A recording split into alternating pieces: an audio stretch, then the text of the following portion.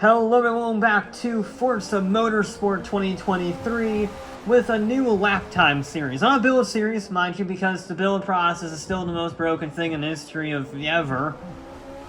But instead, what we're going to do is a lap time series. We're going to take stock cars around the circuits to see how fast they can go, see how they compare against each other.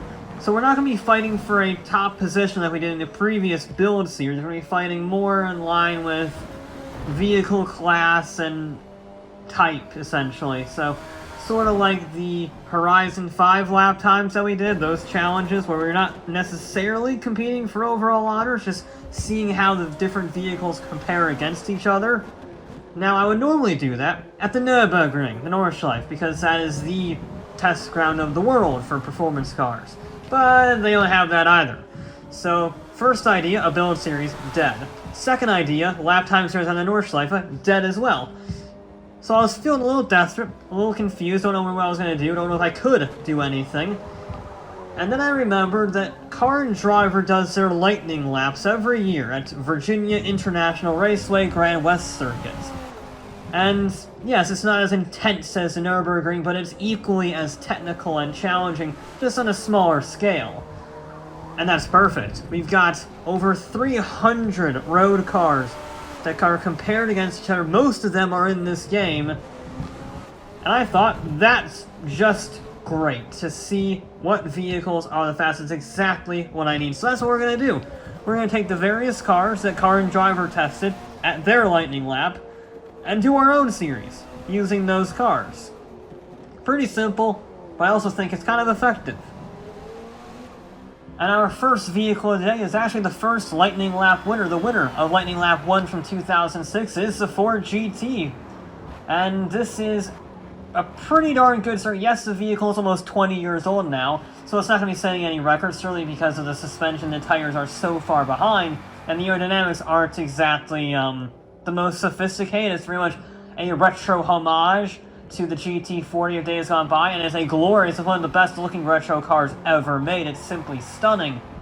And it has one distinct advantage in this event, as opposed to other vehicles that we'll cover, and that is the gearbox. This has super long gear ratios. First gear is 70 miles an hour. It's crazy long. And it is also perfect for this track. I don't know if they tuned this car at VIR, but it certainly feels like they did, because it is so perfect for every straightaway. You buzz third gear right as you hit the braking zone. It is fantastic, and it has a 550 horsepower supercharged V8, so it's got lots of torque, which means you can keep it relatively low in the RPM range, and it will still dig its way out of the corner just fine. So it has all those things going for it, but it is still from 2006. So the suspension, the tires, the aero, all those things, even the gearbox, they're not going to be as fast as they are now. Certainly as fast as vehicles you'll get to in a little bit. Now I will do some specifications here. We are not running, this replay here is not exactly the fastest lap. I'm doing one warm-up lap and then 5 flying laps for my times, just so I don't run endlessly and get infinitely better time. So usually the final lap is the fastest, but the replay cuts off as soon as you cross the finish line. I want to have a little bit of leeway there. So this is not the fastest lap, but it's certainly not bad. I got pretty consistent after doing some testing with the base model Corvette. So I want to say I'm inexperienced, even though it's a new game and a new physics engine, the whole 9 yards. And it's proper good fun ripping these cars around the track. It's nice to drive, and I had no real issues with it. So yeah, 1 warm-up, 5 flying, soft compound tires if it's a racing, tires are available. Fuel is not an issue. I didn't do anything with like the rubber on the track, and I of course abided by track limits, so I didn't like cut the curves too aggressively or anything like that. I didn't put all 4 wheels on the wrong side of the white line. By the book stuff, relative speaking. But what you're about to see now is a slight glitch with the replay that I can't fix. Yeah, they put the camera too far away, so it doesn't actually load anything, which means you go into the void, as I call it, heading onto the final on the straightaway. But you can see we are going on the final kind of corner, kind of straightaway across the line. It's a very long straightaway, or a very long corner. But the GT is done.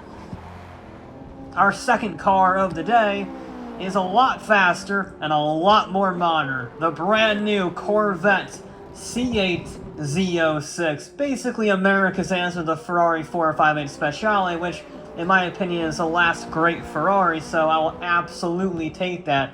Most powerful naturally aspirated V8 ever made. It might actually be the most powerful naturally aspirated engine ever made. I don't know if the Valkyrie counts, but that's not technically in production yet. But either way, it's a monument of engineering. It's a phenomenal achievement. It's super fast, super responsive, more twitchy than the Ford GT, but I also think it was carrying a lot more speed, which helps with that twitchiness, helps explain it, I should say. So it's basically the GT, but a lot more modern and a lot lighter. So I think of it as a very strong evolution of it in that sense. I didn't intend initially on running 2 red American mid-engine cars. That's just sort of how things worked out. I wanted to run the GT. I decided that as soon as I set up this challenge, because that was the first winner.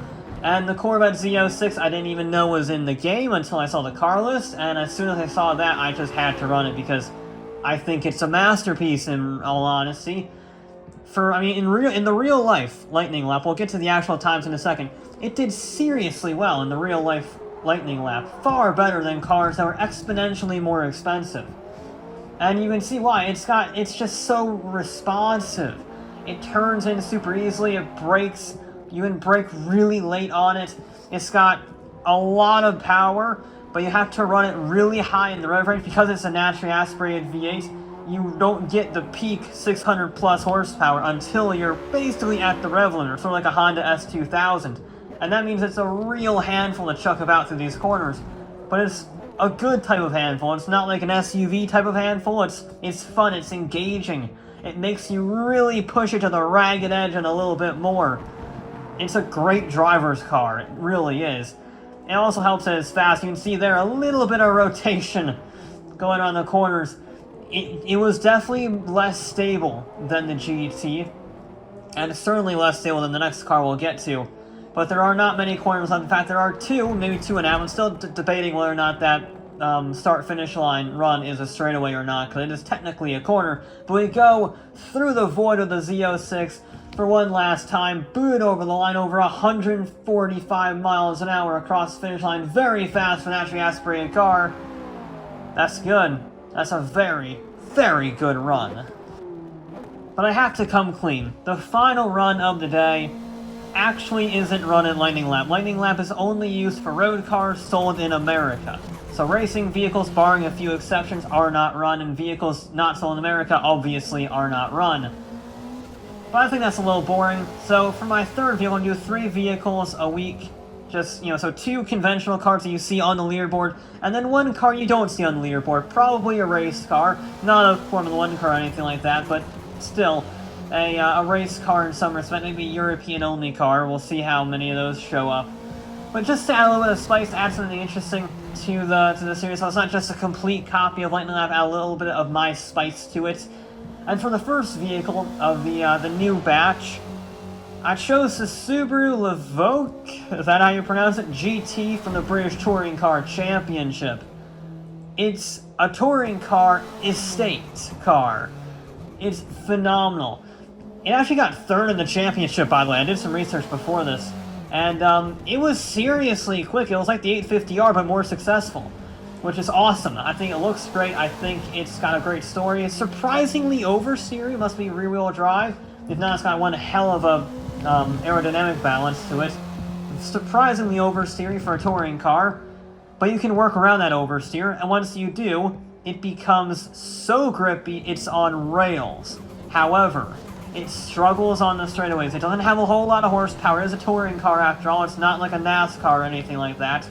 And it has a lot of aerodynamics because it's a race car. So while the GT and the Z06 were eclipsing 150 miles an hour in some places, this never really goes above 135. So it does lose a lot of time in those sections, but again, racing slicks, soft compound tires.